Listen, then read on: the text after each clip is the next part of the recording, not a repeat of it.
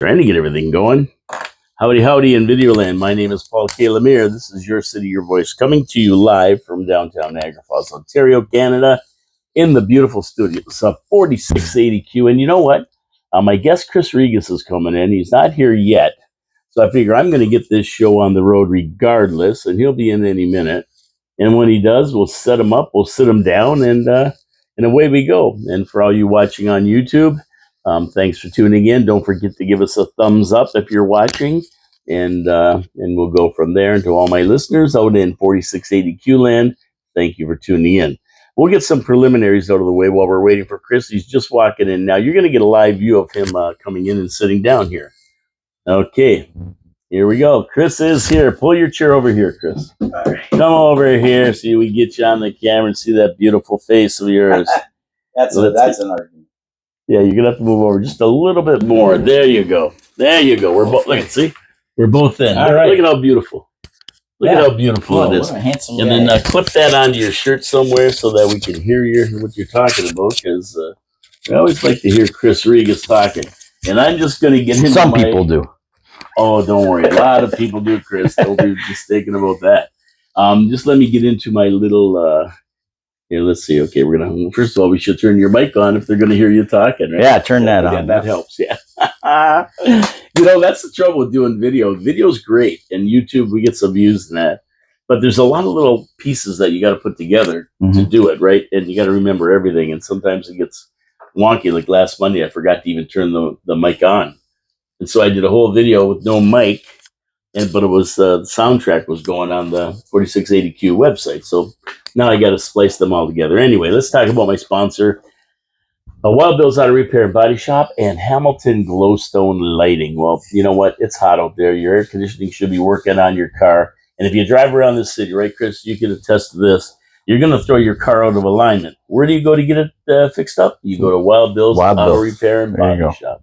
He's going to take care of your car, make sure the air conditioning is working, make sure all systems are go, change your oil, do an alignment if you need it after driving around this city, and you're going to be in heaven when he finishes with you. And if you get into a minor fender bender or a major collision, he has a full body shop there to take care of that as well. Ken Hunter, proprietor, Wild Bill's Auto Repair and Body Shop, down on Oakwood Drive, right next to the Kia dealership. Go see Ken. Have him fix your car and have a happy motoring summer. Tell him Paul from Your City, Your Voice sent you. So, Chris, oh boy. First of all, let's just take a look at the region first. I got a bunch of stuff to talk about here, but let's talk about the region. I'm going to grab myself a little pencil here. Number 2 pencil. That is good for taking care of terrorists if they attack you. The regional roundup, anything going on with the region, the last I was giving them kudos to is they're going to stop raising flags of foreign countries. Okay. Which is a good start, right? That's a start. That's a start. And I don't know what else has been going on. Have you seen anything else? I haven't heard nothing. I haven't heard of the thing. I mean, I'm sure they're just cooking up ways to spend more money. Well, that's what I got. Maybe do some more infrastructure projects in the middle of summer, right in the middle of Niagara Falls, and keep that going. Right, you got to disturb the traffic somehow in the busiest time of the year here. That's it. You can't just let it flow properly. Nope, you got to do the major infrastructure projects right in the peak season. Why not? It's funny you mentioned that because John Fillion, the guy who does the Absolutely show with me, my co-host. He lives out on around Schofield Drive in that area there, and he had to come and he takes the Whirlpool at Mountain Road over to Whirlpool and straight downtown. Yep. Well, guess what's all under construction? Yep. And he got in here at the last minute as well because of that. Wherever you go, there's something going on. Well, today I was stuck behind the porta potty truck because when you got to go, you got to go. And they so it was a little slow moving. Was it coming downtown to clean No, up it was going up to where the reservoir projects going on there. Okay, so yeah, I haven't read nothing about the region. The last I read was this flag raising thing, and that's about all they've been up to. But they're plotting something, right? Well, they're always plotting. I mean, how can they not? They send out these. They have their economic development department, and they send out these surveys to all the small business owners they have on file there. Through various agencies and stuff that they send inspectors or whatever infrastructure stuff to. They've got your email or whatever. So they send surveys out, about your business, whether you're planning to hire or whatever, what they can do to support it, how, Niagara, how you're doing, what your plans are.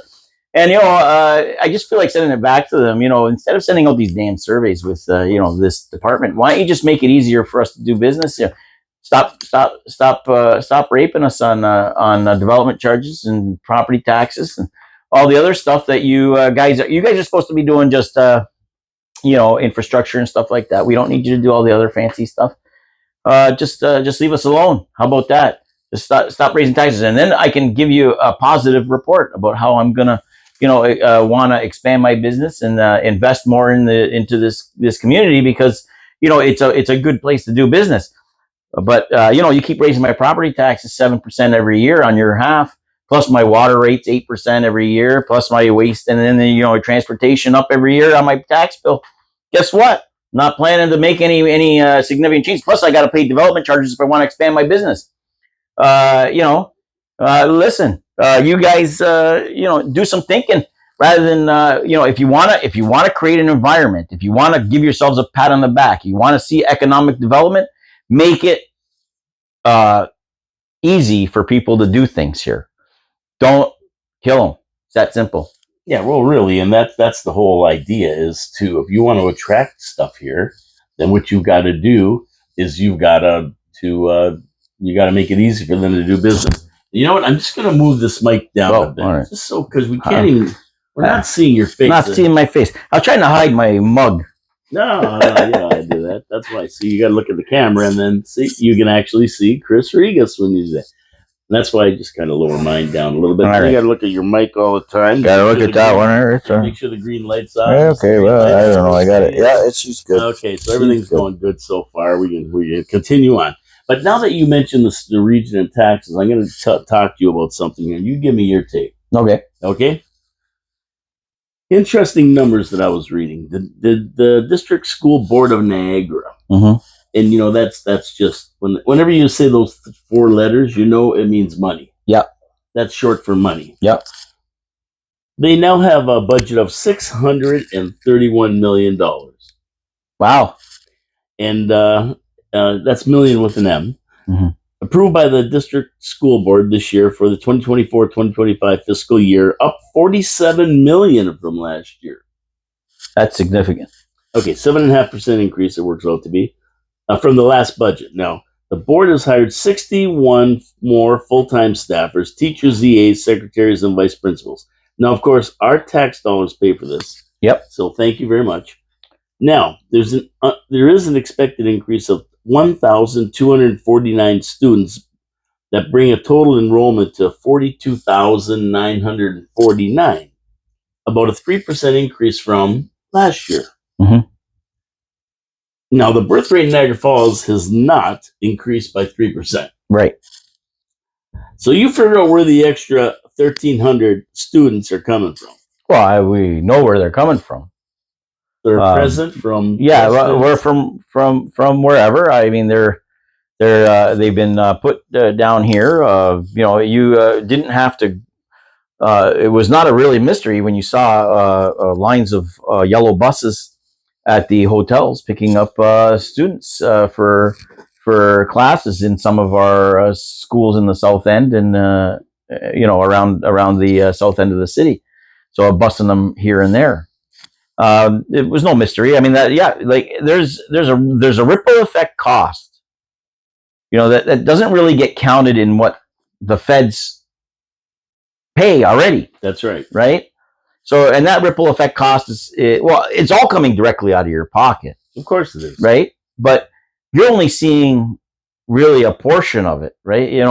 Times it by 3. So it's $208 a day, apparently, to house and feed these refugees or migrants or whatever. I won't call them refugees because they all have to put in their refugee claims. And they have to be determined to be a refugee before they can claim that status, right? But they're most of them are political asylum seekers, anyways, or economic asylum, or whatever the heck you want to, whatever thing that they've filed with immigration, right? So it's $200 a day per person. We know that because they told us that. And, people would argue that with me. But, that's what it is. That's what the feds are paying. But there's no real accounting of what the province and the municipalities are having to pay because of this, and what funding we're getting from the feds for this as well. I mean, there's strain on our emergency departments, on our walk-in clinics, on our testing facilities, on all of this stuff right now because of this. So it's 4 million people in the last 3 years. But I mean, it's not a joke. It's actually a very serious situation. Yeah. Open borders. People say, "Oh, it's so we're going to help these." You know what? Yeah, but there is a cause and effect here. There is a cause. You let them in, and then the effect is this kind of $47 million increase. And make no mistake about it, you register as public or Catholic schools because the Catholic schools raised theirs by another $318 million. Yeah. So either way, you're paying for it, and you're paying not because our population is going up, but because of open borders are letting all these people in, and they're going to our public services schools. Now they're going to spend $90 million is earmarked for new school builds. Now, 10 years ago, we were tearing schools down. Yeah, no, we're selling them off and consolidating them. Then 8 years ago, we get Trudeau running the country, and then now we're building more infrastructure that has to be maintained in order to support this. But the problem is that so if you don't continue that level of immigration or that level of migration, I won't call it immigration because they're not technically immigrants until they get their papers and they're allowed to stay. So they call it migration. So if you're supporting that amount of migration today with all these new builds and all this other stuff, and I mean, we also are getting an influx from other like urban centers, Toronto, people moving out of Toronto and stuff who want to get away from the big city or whatever, right? But a lot of the time, so we're going to need more retirement homes too, because a lot of them are retirees.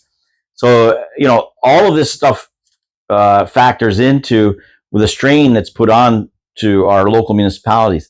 Now, that's not to say that that's just an excuse. It'll be an excuse for them going forward because they've mismanaged your money anyways up to this point. Doesn't matter. Like over the last 5 years, they've mismanaged your money at the region. It's been a complete. I don't know what the words for it, but Sando. Yeah, exactly. So now they're going to have this as an excuse to raise your taxes further. Now you have to revolt at this. You have to say no. We're not paying anymore. Like that's it. You guys, out there, if you got to say no. And if your regional councilors, Joyce Morocco, Kim Crater, and Bob Gale don't want to do anything or say anything on your behalf about this, then you got to vote them out. It's that simple. That's right. Very simple. It's enough. It's enough. They got to be able. You got to be able to have some voices there. People got to understand what is right and what is wrong. It's wrong. It's wrong to consistently put pressure on your population because you can't manage funds. You have no financial knowledge or care in the world, for that matter. And all you want to do is make your job easier and make more money. It's the bureaucracy. The politicians, though, have to hold them in check. And you need gutsy people there. You can't have people there just to get their paycheck and say yes, yes, raise their hand, yes, okay, yeah. So now, Kelly Pizek says she's the director. She's the superintendent or whatever they call. She says, we feel like we are in a space where we're adding and enhancing, and I feel very grateful of the position we're in at the DSBN. And then what kind of double talk is that? She's not a bureaucrat. Yeah, and you know what? By the way, just so that you know, her salary went to $197,280, up 7.5%. Of course, it's up 7.5%. I'd be grateful. She gets that. So here's the deal again. So another scam that out there. If you're listening to this, percentage raises. It's BS. Okay, you got a person making $190,000 a year, and they say, "Oh, the rate of inflation was 7.5% last year, so I get a 7.5% raise." No. The inflation rate or the consumer price index is based on someone who has an average income. It's not based on a guy making $190,000 a year. Right. It's based on the guy who's making $55,000 a year or $50,000 a year. So if it's 7.5% for him, okay, it's let's divide it by 3 at least. So it'll be 2 point something percent for a person making $190,000 a year because it's a dollar value. So 7.5% at 55,000 is the 3,500 $4,000. Let's call it 4,000 increase for give or take. Okay. Yeah, there you go. And then, but for someone making 190,000, you put 7.5% on there. Well, that's almost a $15,000 raise, right? Exactly. And I can almost guarantee, like, the new budget's out now. They passed the new budget for 2024-25. Yeah. I think their fiscal year runs August to August or something. I can't wait to see her 2024-25 salary because it's going to be over 200,000. She'll get another 2 because so the inflation rate last year was around 2.5, 2.7. So she's going to get the same. She's going to get she'll get another 2.5 or 3%, right? It'll be 3% because they do it by percentage instead of dollar amount. So, like I said, it should be based on someone who has the average salary because a person making $190,000 a year uses the same amount of toilet paper, same amount of toothpaste, right? Same amount of mouthwash, same amount of shampoo, maybe if they're clean people. Same amount of they eat the same amount of food that a guy making $55,000 a year makes. It's the only difference is they got a cottage, they got a boat, they got this. So their 7.5 goes to put the gas in their boat and the heat their cottage. Okay. Did these guys ever hear of the word freeze? No, but they should hear it. They should hear it more often. Honestly, the bureaucrats should hear it more often. It's out of control. Bureaucratic salaries are out of control. And I'm sorry if anybody's listening. I like some of you guys for sure. It's not that you're bad people, and I don't blame you for trying to get what you're going to get. But the problem is it's coming out of all of our pockets. So we kind of got to hold it in check. You guys are making more than you should be making. It's that simple. That's it. It's enough. Like, when is enough? Right? Now from the 2022-23 budget, I looked and I saw that a full 84% of the budget goes towards instruction teachers, admin and operation and maintenance so I mean 84% of that money that we give them, $631 million, goes towards 16% goes towards everything else. I mean, so I don't know about you, but most time employee salaries and wages and that kind of thing are not 84%. Yeah, in the school system, it's kind of it's all labor, right? So it's kind of like policing, right? It's like 80% or 90% of the police budget is labor, right? So and it's the same kind of principle when it comes to teaching, but and administrative. Well, we can argue that the administration at the school level is very administrative heavily, right? There's a lot of managers and people we're walking around that probably we don't need, right? So who knows? I'm not in the education field. I don't know. I just know that if you take it on a student by student basis, what the province funds, I think it's 12,500 per student is what it works out to. The province funds overall. That's what it breaks down to for per student. Don't quote me on that because I could be mixing up numbers in my head. I thought it was somewhere around there. It's not much more to put your kid in a private school per kid, right? If they were to, give you the money directly and you choose where you put your kid. Exactly. Exactly. And each school has to hire their own teachers and maintain their own budgets and stuff like that. It's not rocket science. They started doing that actually in Sweden a bit. Because their bureaucracy was getting out of control there. They had to rein it in because they just couldn't tax anymore over there. Well, you're right, because between the DSBN and the Catholic School Board, you're looking at over $1 billion. Yeah, no, that's $1 billion. That's here in Niagara. Yeah, no, overall. That's only in Niagara. Yeah, overall, it's quite a bit. Hamilton's like 1.18 billion or something. Yeah, it's like 3 billion. Province-wide, I think it's 33 billion or 35 billion. It's got to be huge. Yeah. It's got to be huge. But the Catholic School Board, they're 318 million, another 8% increase. They passed their budget as well. And how about that? They're both the same raise. But the same amount, they raised it. No, why not? Do you If the believe in province is willing to give it to them. Do you believe in coincidences? No, I don't believe in that kind of coincidence. No. I think that basically they had talked to each other. I would think, right? But but basically, when I looked on our, you got your tax bill, and in the tax bill you got a little page that had the pie chart. Mm-hmm. In education, what we pay taxes towards education are 10%. So whatever you pay for taxes, 10% of that goes right to the school board of your choice. Mm-hmm. Either you register with separate school board or public school board. So just so that you know, right? And I'm just going, when you look at it, and you don't want to blame anything, but you want to say that, when you see open borders and you see the number of people that have come into town, that a lot of this increase is because of that. And, it's just a fact of life. We're going to be paying more, even though, like me, I don't have any kids. Yeah. My mother's 99. She don't have any kids. Well, she has us, our kids, but we've been out of school for, 40 years. Waste management's another example of that. Yeah. So you ask one of these hoteliers over here what they pay in waste fees to the region, and they don't even use regional waste. Yeah. They have all private contractors, but ask them, it's a hefty bill every year. And, and they don't use the service. They don't use it at all. It's not, it's not even societal, let's say. I mean, it's a direct cost. So, you're paying $300,000-$400,000 a year in waste fees to the region as a major hotelier, and then you have a private contractor taking out your waste. Yeah, you don't even use their service. You don't even use the service.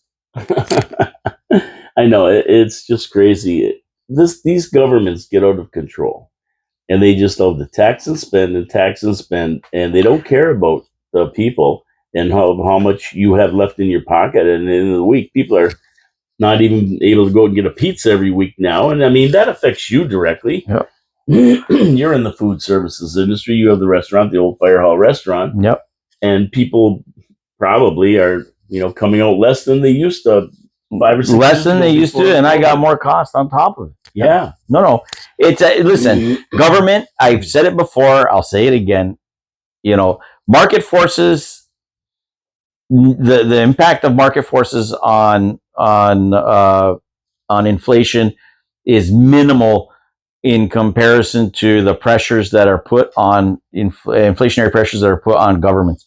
Yes, there are market events. There are some things that happen internationally or whatever that can drive up prices of X, Y, or Z. Price of oil goes up because there's a war over here, or there's a drought over here, and price of food goes up, and so your base costs of your inflationary costs of living, that can play a role, and sometimes it's significant in some instances. But overall, usually the market has a pretty steady kind of increase, but you insert the government, okay? They want to equalize things somehow. They think that by increasing the cost of doing business, increasing the burdens, red tape wise or bureaucratically, is somehow helping society. No, they are hurting. Every single thing. That carbon tax is costing the society a ton of money. Every little thing, every little increase, water rates, property tax rates, all this stuff matters. Minimum wage increases, huge. I mean, and everybody's going to say, well, everybody deserves a living wage. No. Minimum wage is meant to start. You're not meant to make a career out of minimum wage. No. Okay. It's not meant to bring your family through everything. You got the grocery store, the kid who has a summer job stocking shelves at a grocery store or whatever. And now these grocery stores don't even want to hire the kids because the kids don't want to work full time, whatever. But you have kids stocking grocery shelves, or your garden center, or they're the clerk at the checkout counter, or whatever. And they got to pay them now another 20% on top of what they were paying them 3 years ago or 4 years ago. Guess what?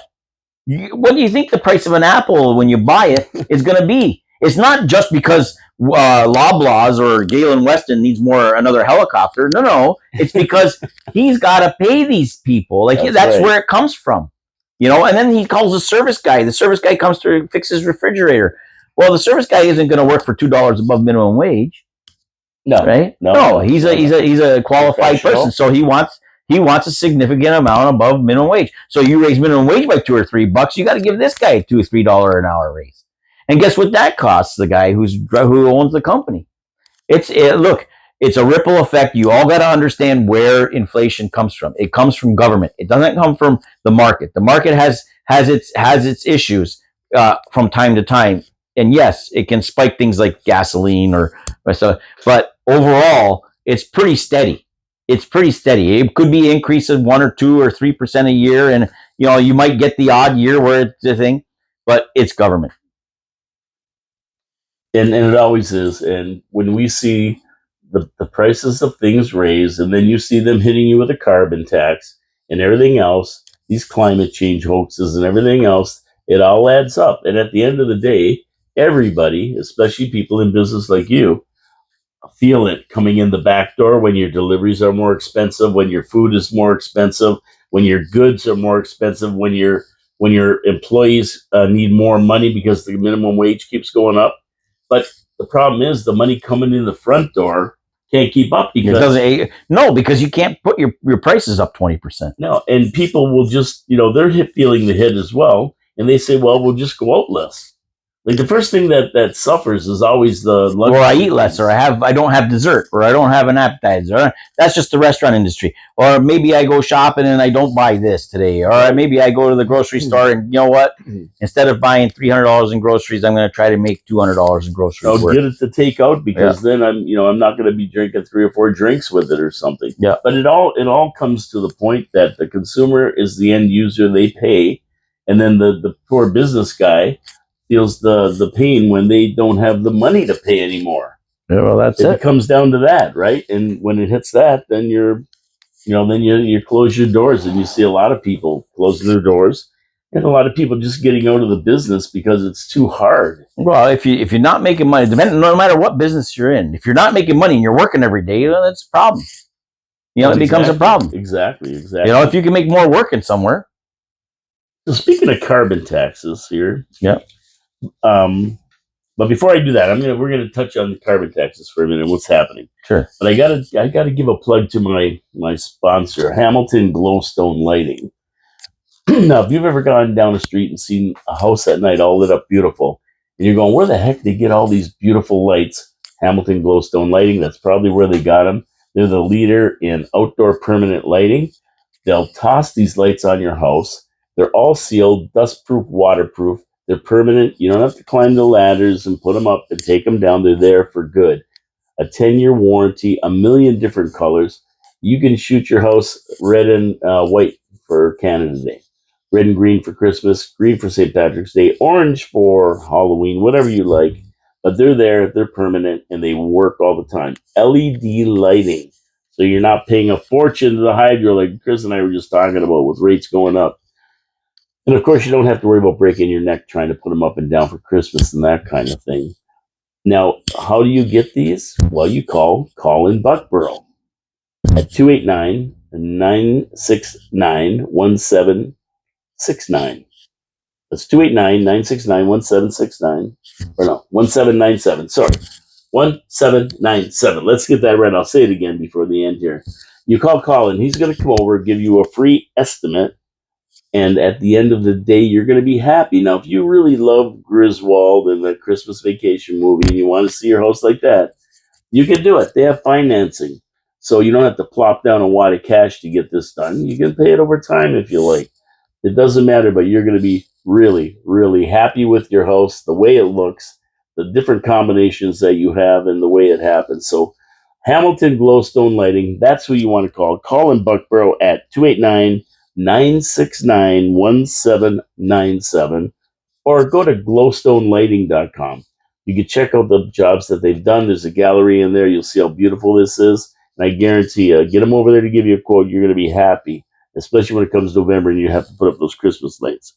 glowstonelighting.com, glowstonelighting.com, or just call in. And once again, because I screwed up the number, 289 969-1797 and tell them Paul from your city, your voice sent you.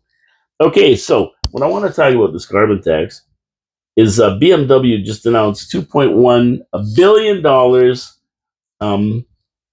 They're canceling a contract for that for these batteries. Now, what they're saying is that they're canceling it because the supplier, they cannot give the proper service that they need for these batteries. But we know what the real story is because we saw Ford delay their electric vehicles until 2027. We saw GM pulling back on it. We've seen Stellantis and Volkswagen just getting billions from the government building these new plants. Who knows if they're going to need them? And we've seen this new plant that's supposed to go into Port Colborne, which may never happen. So I've got a feeling BMW is feeling the pinch on these electric vehicles as well. And that story isn't totally 100% true. What do you think, Chris? Yeah, I agree. I don't see the market demand for these electric vehicles in the next 5 years. I mean, the government's trying to do whatever it's trying to do to get people to buy them, but look,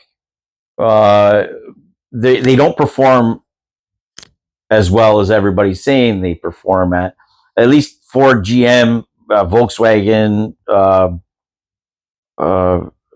the other one there, Stellantis. They haven't mastered the battery technology yet. I mean, Tesla's a little bit ahead of these guys when it comes to that stuff, but even still, I mean, I don't think there's so much room in the market for electric vehicles. People just don't trust them, and especially in northern climates like ours. Wintertime, we know that the batteries don't perform as well in the winter as they do in moderate climates. So, and then we have the issues with the trucks not having enough power or they don't live up to what people are promising. And, Ford's had a real problem trying to get rid of their Lightnings. I mean, they got a whole bunch of them sitting on lots all over the place and they can't get rid of them. They can't sell them because, it's just no demand. They don't perform the way they're supposed to perform. So what are you going to do? We're offering incentives of billions of dollars to Volkswagen. Why? Why are we doing that? We should be investing. We should be offering billions of incentives to people to develop hydrogen engine plants here, and investing in that technology. Because if you're really looking to get rid of the internal combustion and your gasoline engine, hydrogen is the one that's going to replace it. It's not going to be electric. I don't think so. The grid can't handle it. We don't have the infrastructure. We just can't handle it. It's not feasible. It's not feasible. And what's really funny is that really to power these things up, you got to charge them all the time.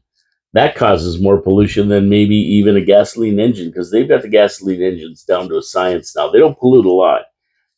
But I think basically in the market, and I might be wrong, I always thought there was going to be a saturation point. There's only so many people who are going to buy electric vehicles. There's some people so dead against it, they just won't buy it. Even if it was better, they wouldn't buy it. No, we're not doing that. We want our gasoline engines. Then there's other people who are woke and, they worry about the environment and that. I mean, a Tesla doesn't clean up the rivers or anything. I don't know what they're worried about, the climate hoax, right? And they'll get them no matter what. They're going to get them because that's just the way they are. And then there's that people who are in between who couldn't care less. My gas car's running. I'm not going spending $100,000 on a new electric vehicle. Yeah. So the market saturation might have already been reached for this new technology, and now everybody's holding their breath for the hydrogen cell. And Honda's working with that too. That's what I was surprised. Toyota's doing a lot of research on the hydrogen. Yeah. Actually, Toyota's taken a multifaceted approach, and I like their approach. They won't commit to electric vehicles solely. I mean, they have some, and they're going to continue with some electric vehicles, but they're also investing heavily in developing hydrogen technology along with their internal combustion engines. So they're taking a three-pronged approach, and then whatever wins out of the three will win, right? I think that the other companies are making a mistake. They should be doing the same thing. And I think if Tesla was or Elon was smart about that, maybe because he's selling electric vehicles, he doesn't want to admit or give the idea that hydrogen may be better, but should probably be investing. I'm sure behind the scenes somewhere he's got some investments in hydrogen, developing hydrogen just in case. Like you got to have a backup plan, right? Hydrogen. He might have to change the name to Edison though, because Edison was on the hydrogen kick and not Tesla. So, anyways, but I mean, at the end of the day, there's better methods than electric, and like you say, I mean, we're seeing brownouts all over the place now. Even now with the hot weather and the air conditioning, how the heck are they going to plug in, 35 million electric vehicles and make it all work on the grid? The grid cannot handle it. It cannot. They have to replace the whole grid. You can't do that. Like you just it's impossible. They're trying to work on the beaming of energy, up to satellites and then beaming it back down or somehow, but I mean, how can you train? You can't. It's the draw for even manufacturer. Like if you were to have trucking companies operate, the amount of electrical draw that you need for production, it's crazy. So I don't know. It's a pipe dream. 2030 is definitely not going to happen. So unless somehow there's some calamity that's forced us to do something like that, But yeah. I just don't see them. BMW, although they say it's because this contract, these guys couldn't keep up with the contract. I think it's more that their sales are lagging, and they just found a really, really good reason not to. BMW, if you just call up Trudeau and he'd give him $1 billion to make a plant somewhere in Canada. Oh yeah. But it's an interesting little story there, especially it comes on the heels of all these other companies that have basically said they're getting out of it for the time being because it's just they're not selling the vehicles. That Lightning is a dog. I mean, it goes 100 kilometers pulling a trailer. Yeah. So or any kind of load. Yeah. Yeah. So basically, forget about it. Now, I got to tell you about this story that I read. You can comment on it. Here's one for the books. In 2018, a transgender walked into a Windsor waxing salon to get his legs waxed. According to the transgender, only identified as AB, he was discriminated against while seeking this leg waxing. Now, the owner said the guy didn't want a leg wax. He wanted his genitals waxed. I see. And he told the guy, we don't provide that service, and nobody there would feel comfortable doing it. So anyway, the complaint file said the owner had repeatedly misgendered the indigenous transgender, referring to him as having male body parts. So the transgender got really, really mad about this, and it all went before the Human Rights Tribunal. Now, before I even say who they sided with, who do you think they sided with? I guarantee you who they sided with. I mean, they sided with the guy who wanted his balls waxed. Oh man, that's painful. I've never done it. I know. I've never done it either, but I can imagine that it would be painful. Jeez. I would say that you put wax all over it and yank a cloth off it or whatever. That's gotta hurt. I don't know. Dump some hot candle wax on it. See what. But anyway, they ordered. You're right, of course, and they ordered the owner to pay $35,000 to the transgender after. $35,000. Yeah, after he promised that he would create a media circus. So, in awarding these damages, the tribunal found, who puts together these tribunals? They should get rid of these stupid things. Honestly, They found that the owner's actions struck at the core of AB's identity and in a very public way. In the court filing, the owner's lawyer said that AB, the transgender, he failed to provide any evidence of his claims that he suffered, get this, he suffered harm, including a suicide attempt. Sorry, we can't wax your schnappers. And you know what? Your jewels are... So he tried to commit suicide. That's what he's saying he did. And increased substance abuse. They won't wax my ding dong, so I'm going to use more substances. The loss of his job and marriage. Do you think maybe being a transgender might have had something to do with his marriage? Was he married to a guy or a girl? We don't know this. Okay, well, we don't know this. Marriage and attendance, and he had to go to counseling and addiction groups. All this because the owner wouldn't wax his jewels. So he did drugs the whole time before. Obviously. He increased it. He got divorced. I'm assuming that he was married to a woman because he was dressing up as a woman. Not because he was dressing up as a woman, but he's a woman. A man dressed up as a man woman. dressed up as a woman, right? So I don't know. It just, but the human rights blamed the salon for or whatever it was. I'm assuming it was a spa of some sort. Yeah, it was a spa, like a salon where they wax legs and do eyebrows and stuff. Well, bodybuilders. Okay, so a lot of men will wax their chests and their backs and their things, and But I mean, I don't know if they're getting their junk waxed or not. But so. There's other options. But if they do decide to wax their junk, I mean, why not just do it yourself? I guess. Yeah, take a razor, shave it, and then wax it. I don't know. But why? Why? If they go to a salon, they don't want to do it. Sorry, we don't do that. So why are you going to commit suicide? Of course, the owner, his lawyers argue that to the tribunal that if they're going to compensate AB for the alleged discrimination, he should at least have to provide evidence for the alleged hardships that he claims he had. I mean, can it get any more idiotic? Is there room for more insanity in this world? No, there's no more room for it. It's ridiculous. But that's so if people understand that they can go to the Human Rights Tribunal just for any little thing, like that. I mean, you're creating a mess. But that's what happens when you have a provincial government that's not willing to clamp down on it. Get these leftist tribunal members off these tribunals and just have some practicality. Yes, there are instances where human rights are violated. There is some discrimination. There is some racism. I'm not saying that there isn't. I'm not saying that never happens. But it has to be within the realm of reality too. A $35,000 judgment for a guy you refused to wax his jewels for him. Like, honestly, it's a little ridiculous. Well, the thing is that when they make awards like this, when they give awards like this to people for these nonsense, crazy cases, just encourage other nutties. That's right. They just encourage everybody. They're saying, yeah, okay. And so there's the next guy who comes by. He's going to go to a salon, and the poor salon owner, like he says, we don't do that. And then they even says you're not a woman. Then all of a sudden the guy. Now the question is though, does he provide that service for women? He may. So that I guess maybe you have a case. Even as a man, could you have a case? Like if I walk in there as a man, and they say no. I refuse to. You don't have to be transgendered now, right? No. Just you can walk in there as a guy and say, "Oh no, I don't. I want my." And he says, "No, I can't provide that service." Well, why would you wax a woman and not a man? So you have that.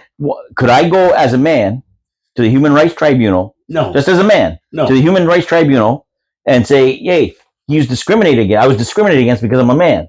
I wanted a body part waxed that he provides for women, but he doesn't provide for me." So you should be able to go and get $35,000. Okay, well, let's see. Let's go try. You want to try it? Yeah, we should go. Okay. I mean, I'd be so embarrassed. I wouldn't. But you know what? The bottom line is 35 G's. Well, that's like a new electric car. Half of it. Half of one. So let me ask you this: what's up with Pierre Poilievre? I haven't heard anything from him in a while. Now, support for Justin Castro has reached rock bottom. 68% of Canadians want him to step down. 44% of Canadians said that he would make the best PM, according to them, about Poilievre. Liberals say they're not focused on the polls. They are focused on the fact that they need to put dental care, pharmacare, housing support for family students. So it's important they spend your money, obviously. Yep. So what's coming from anything from the Pierre Poilievre camp? Well, I mean, Pierre is holding firm on his stances. He's holding their feet to the fire on housing and all this other stuff. They did some cabinet shuffles over there, and it didn't really make a difference for the Liberals. They lost a long-time seat over in Toronto, right? Yeah. A Liberal stronghold, 31 years, and so that's about like if there's any indication of what's happening politically in this country. That is for the Liberals, their most solid indication. They are in big, big trouble. So there's not a lot. Look, there's the old philosophy, you know, say little when you're losing, say less when you're winning, right? He's stuck on his message. He's holding them to account. Like a House of Commons, he's been pretty good actually in there the last few weeks before their break. You know, he's doing the things that he needs to do. And right now, there's not a lot that he needs to do other than continue on his economic message and figure out the way to get an election called. You know, there may be some grumblings. I mean, the summertime here is going to be actually really important for Justin. He's going to have to play a lot of politics within internally in his party there, because you know, losing that Toronto seat, which was supposed to be a very safe seat for them, is very concerning for the rest of his MPs.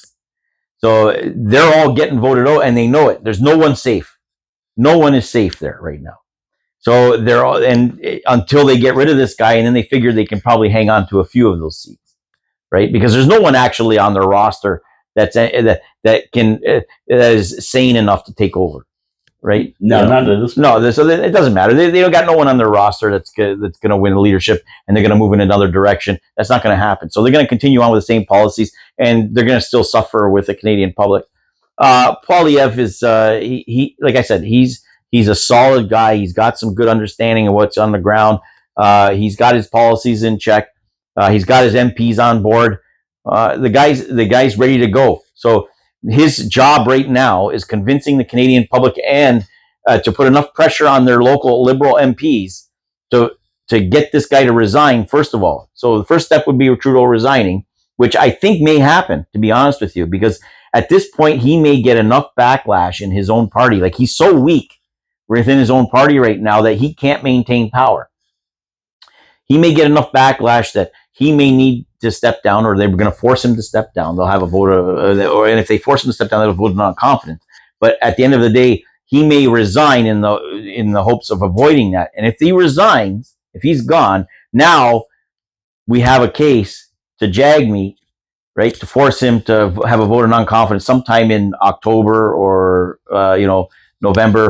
And then go into an election because, you know, Justin was elected and not the person involved. So we might not have to wait the whole year and a half. I hope not. I hope not. Well, the good thing about Pierre now, he's in Quebec.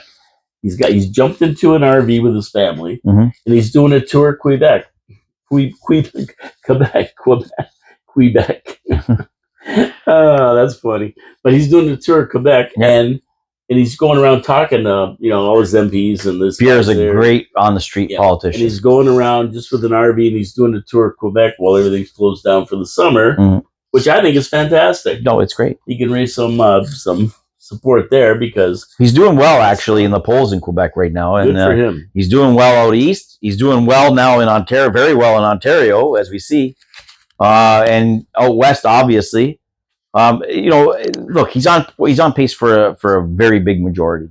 Relatively speaking, when it comes to federal politics, you know, you don't see majorities that size usually, but he's on his way to that kind of majority. Now, the issue is becoming right now is when he does get elected, because he will become the next prime minister. When he does get elected, what kind of mess is he going to have to unravel? Because as the longer it takes to get these guys out, the worse it gets. So, and it takes time to unravel things. You have to pass legislation to get rid of some stuff. Some stuff can be done, like any orders in council that Trudeau had put in. He can just make another order in council and undo. But any legislation that's been put in and passed, you have to draft bills and undo it. And then you have to wind down these departments and the stuff like the carbon tax. You can cancel it. It's fairly simple to get rid of the carbon tax, but you know, it has to pass 2-3 readings. Like, it has to go. So it's a process, right? Complicated process. It's a process to undo something. It's not can't just snap your fingers. Well, you can't do an executive order. No, not on the carbon tax. You can't. No. But we got two good things happening. Two more things I want to talk about. Number one would be the automatic license plate renewal. You don't have to go in and do all that crap. That's great. Thank you very much. Thank you, Doug. Yep.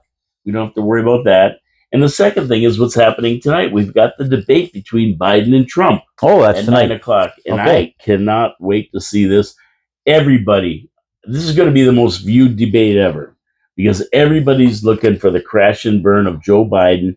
The expectations have been set so low that if this guy makes it, if he doesn't die during the debate, they'll say he won. They'll say he won. Exactly. And there's so many rules they put into place, but Trump really kind of screwed them because they said CNN, Jake Tapper, and Dana Bash, who hate Trump. I mean, Jake Tapper called him a Nazi. If he gets elected, we're going to be like the Third Reich. He's a Nazi. And then, Dana Bash hates his guts too. But the interesting thing is that when they came up with all these conditions, Trump said yes. And I truly believe that they thought they're going to make this so that Trump would say, no, I'm not debating under those conditions. He called their bluff. Yeah. And now they've got Biden stashed away for a week, the last week, in Camp David with 16 advisors, including Obama and Clinton, trying to tell him how to what to do during this debate. And they're filling his head. 16 advisors grilling him and making him stand up for an hour and a half to see if he can actually do it. It's ridiculous. So I cannot wait till 9 o'clock. So there's going to be commercial breaks for the first time in presidential debate history. They're going to have to. They're having commercial breaks to give Biden a break. Okay. And they're muting mics so Trump can't jump in. That's a good thing. I don't know. No, I think it's a terrible thing because Trump's got he's got good zingers and he can call them out. Like, you remember the old, no, that's not true. That's a lie. That's a lie. Well, because, Trump's good at that, right? There are some things that, maybe it's good for Trump. They don't, but he is good at, because you'd be in jail. Well, there's no crowd there tonight. Yeah, there's no audience either. Yeah. Right. That's another thing they took away from Trump. So it's the most tilted. It's the most tilted debate ever in history. Okay.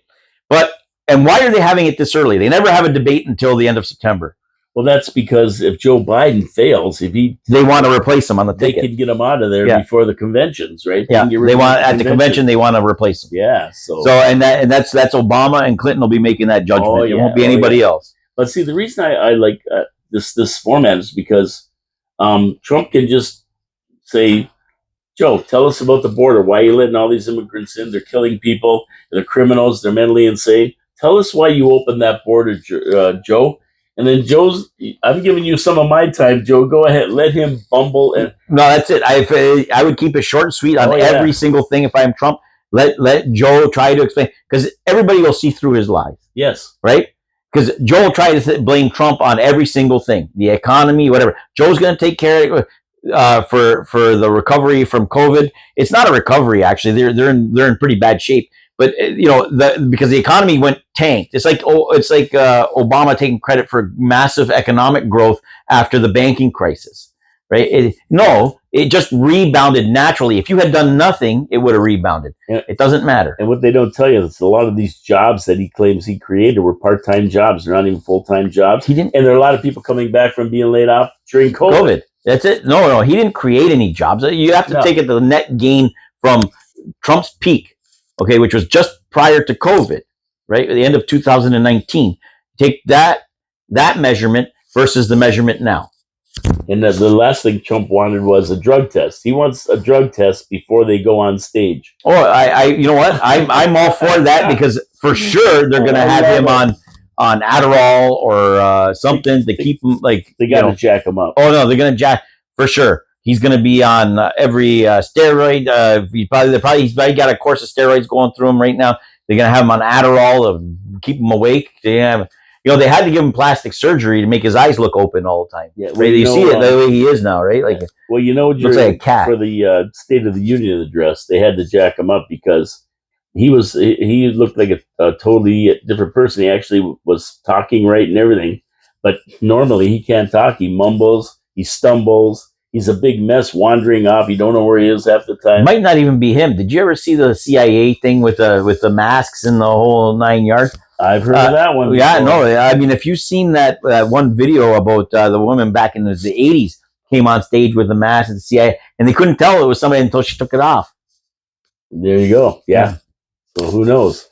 Anyway, on that note, we're going to end this. Tomorrow, I have Mike Lucid coming in, and he is going to be talking University of Niagara Falls, GUS, Global University Systems, and he's going to give you the real story behind this university down the street. This is going to be an interesting show, And Mike is not shy. He's going to tell it like it is, and you're going to be surprised at what's going on.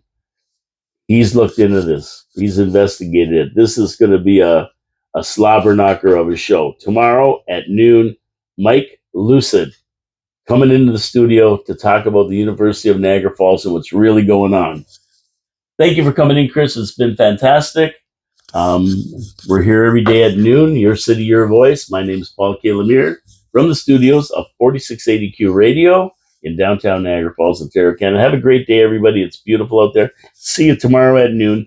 Do not miss the show tomorrow. If you want to listen to one, that's going to be the one. Anything else, Chris, you got for me? That's it, buddy. Okay, thank you so much for coming in. We're out of here, everybody. Thanks for listening.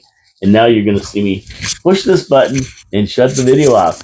And don't forget, like the video. Go and like it. Hit the notification so you know when we post a new one. Ciao, ciao, everybody. Have a great day.